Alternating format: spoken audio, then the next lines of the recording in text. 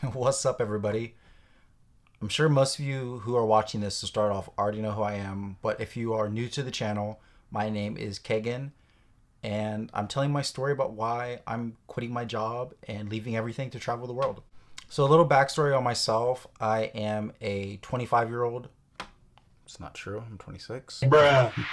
So, a brief background on myself: I am a 26-year-old living in Los Angeles, California, right outside Los Angeles, and I'm leaving my job in corporate America. I've been doing data and market analysis for a fashion company for the last year and a half, and previously I worked for another big fashion sportswear company for the last 5 to 6 years. So I'm leaving my job history behind. I do have a degree in communication studies and entertainment media management, and leaving all that behind, leaving my home behind to go travel the world. For what it's worth, I did travel quite a bit in 2022. I took a gap year right after getting my degree, and there was a lot of reasons for that. First one was we were in the middle of the tail end of the pandemic, and I knew that going right back into school with all the remote work wasn't a viable option for me. So I decided to go to some places, potentially relocate. At the time, Los Angeles wasn't the most pleasant place to be in. It's since recovered, but at the time I was unsure if this was going to stay my permanent home. So I went around the United States, traveled to 15 states in total, and then after that just continued to get a bug and been to several countries since then, 11 countries in total, mainly Europe, but been to a couple Central America countries and been to Japan. And why I love traveling in 2022, one of the biggest kind of, not regrets, but things that I wish I could have done differently, was I had a lot of money saved up during that time, took a lot of money that I was going to use for other expenses to end up, traveling around the world. And I lived comfortably, mainly stayed in decent accommodations, kind of ate and went out whenever I pleased. And while that was a fun experience, met tons of fun people along the way and still met locals and even immersed myself in the local cultures, I do feel like there is an even better way to do it, hence why I'm leaving my job now to do a proper backpacking trip.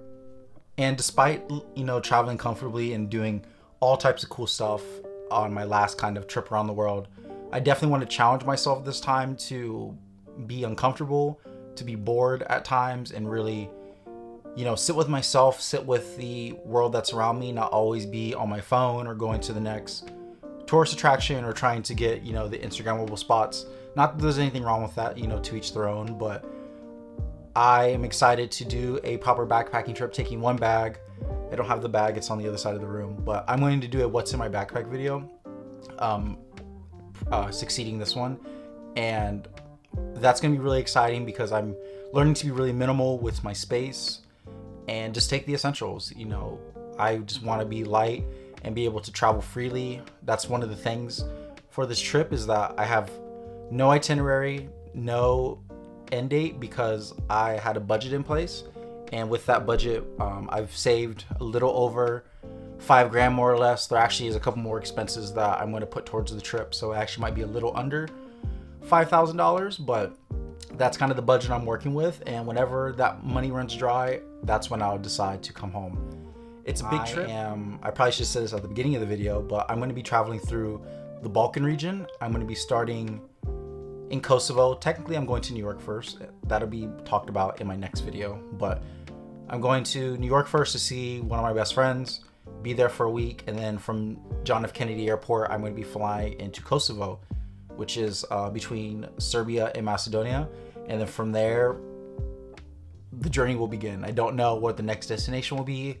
I don't even know how long I'll be in Kosovo. Right now I have planned 4 days in Pristina, and I don't know if I'll be there 4 days. It could be a lot longer if I really dislike it. I know there's some people out there, I don't believe them, but there's some people out there that say that you could do Kosovo in a day or two. And if that's true, maybe I could leave early. I'm definitely leaving enough room for flexibility, but also keeping structure. That's why the budget's there.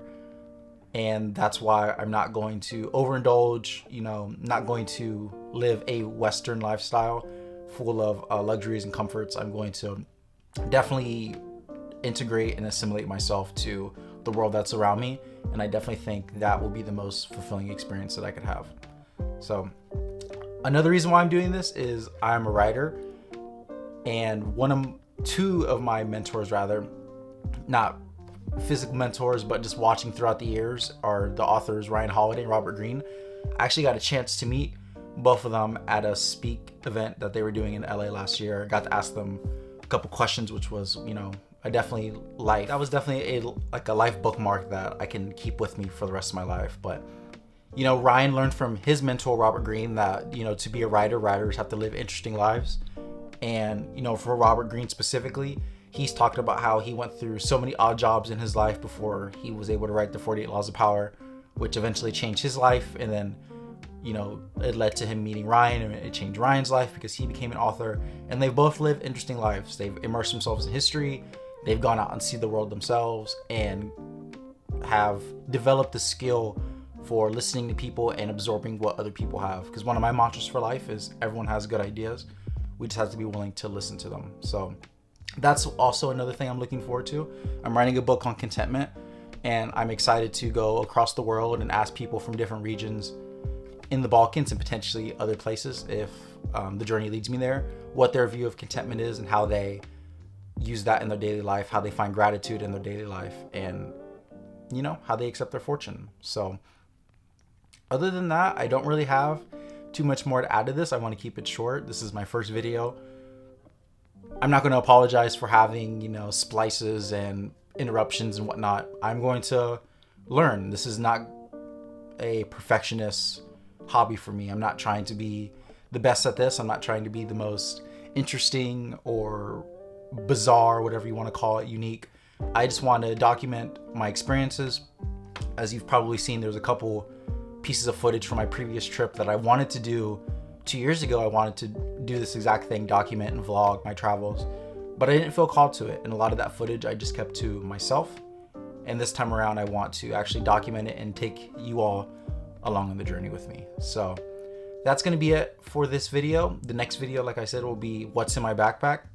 I'm taking a 40-liter REI ruck pack with me, and you guys will see how I've used packing cubes, how I've utilized the space within the bag, and how I've kept it minimal in order to go to the Balkans and eventually take my way through the world. So leave a comment below. Please subscribe if you are interested in this content or want to see more, and you maybe want to see what the Balkans is like, and just a random 26-year-old ditching everything in his life to go see the world. So thank you all for watching, and I'll see you in the next one.